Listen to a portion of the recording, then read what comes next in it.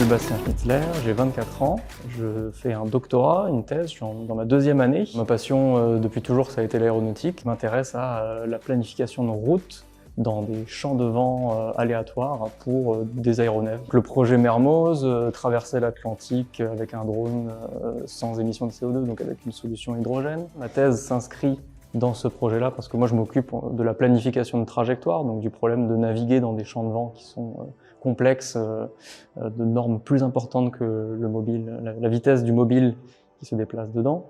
Donc un vrai problème, on va dire, mathématique. Dans ma thèse, est né ce projet de collaboration avec cette équipe du MIT qui s'intéresse aux drones sous-marins. Il y a sûrement des choses intéressantes à dire, à lancer des expérimentations croisées de chacun dans son domaine qui n'est pas son domaine de prédilection. Ce sera aussi le cas de créer des partenariats entre les laboratoires eux-mêmes qui perdureront au-delà de ma thèse. Donc tout ça est vraiment très positif. Et tous les éléments sont là pour une collaboration fertile. Tout ça, c'est des choses qui seront nouvelles et qui seront, d'un point de vue personnel, vraiment formidables.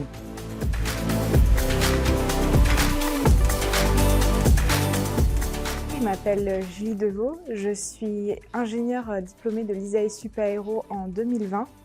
Et lors de mes études à l'ISAE Supaéro, j'ai été énormément engagée dans le programme d'égalité des chances OSE l'ISAE Supaéro, notamment parce que lors de mes études au lycée, j'ai pu bénéficier d'un programme d'égalité des chances. Puis, en tant qu'étudiante à l'ISAE Supaéro, je n'ai pas été directement boursière, mais j'ai participé à des programmes qui ont été financés par la Fondation, qui ont grandement participé à mon épanouissement à l'ISAE Supaéro, et donc ça me paraissait naturel, à l'issue de mes études, de devenir donatrice de la Fondation. Une mobilité comme ça à l'étranger, aux États-Unis, dans une ville comme Boston, c'est très cher à financer, ne serait-ce que pour le coût de la vie. Ça demande un gros budget pour pouvoir y rester, une période de temps suffisante pour mettre en place, pour pouvoir faire des travaux de recherche aboutis, pas juste une visite de quelques semaines. Donc là, c'est vraiment le budget qui m'est alloué, et c'est ça qui est vraiment exceptionnel en soi. C'est un vrai soutien envers les doctorants de l'école.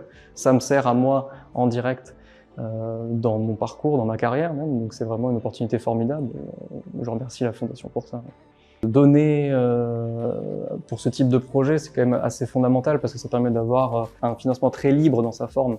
Ça permet de mettre en place des projets comme ça en partant d'une feuille blanche et qui ont certainement vocation à donner beaucoup de choses en sortie. Donc c'est vraiment une forme très intéressante de financement pour nous les doctorants.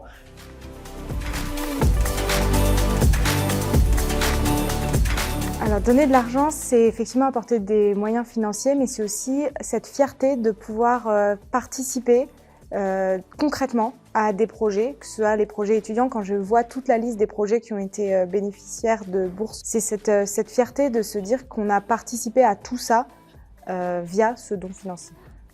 Ce que je dirais à quelqu'un qui n'est pas encore donateur de la Fondation, c'est de ne plus hésiter. Parce que c'est toujours des projets qui font du sens d'un point de vue humain, d'un point de vue aussi environnemental, puisque c'est un des grands axes de la Fondation.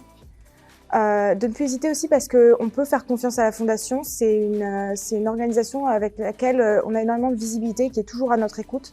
Donc ça fait plaisir de pouvoir faire des dons à une fondation qui répond toujours présente à toutes les demandes de ses donateurs.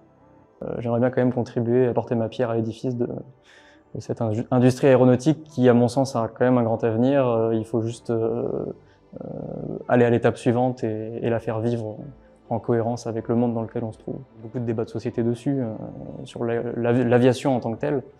Donc il faut se poser toutes ces questions-là simultanément quand on arrive avec une passion et qu'on se rend compte qu'il y a des problèmes. Et après, chacun a sa façon d'y résoudre, de répondre. Chacun trouve la réponse à ces questions. Ça se décline de différentes manières. Donc typiquement un projet comme le projet Mermoz sur lequel je fais ma thèse est un projet qui essaie de pousser dans cette direction-là en essayant de faire un projet de drone avec moins d'émissions. Enfin, mon action s'est traduite par le fait de me rapprocher de ce projet-là à travers la thèse que je fais.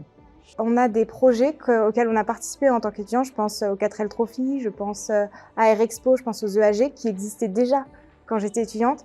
De les voir toujours présents, ça fait vraiment chaud au cœur. Parfois, c'est des projets même qu'on a créés. Donc, les voir toujours existants et voir les étudiants toujours motivés pour ces projets, ça fait partie de cette fierté de donner. Et ensuite, de voir que chaque année, on a des nouveaux projets, encore plus d'idées. C'est vraiment enrichissant. merci à tous et puis merci aussi à tous les élèves qui prennent le temps, les élèves et doctorants et chercheurs, de remplir les dossiers. C'est bien de voir qu'il y a beaucoup de motivation et beaucoup d'envie derrière tous ces projets qui sont élus chaque année.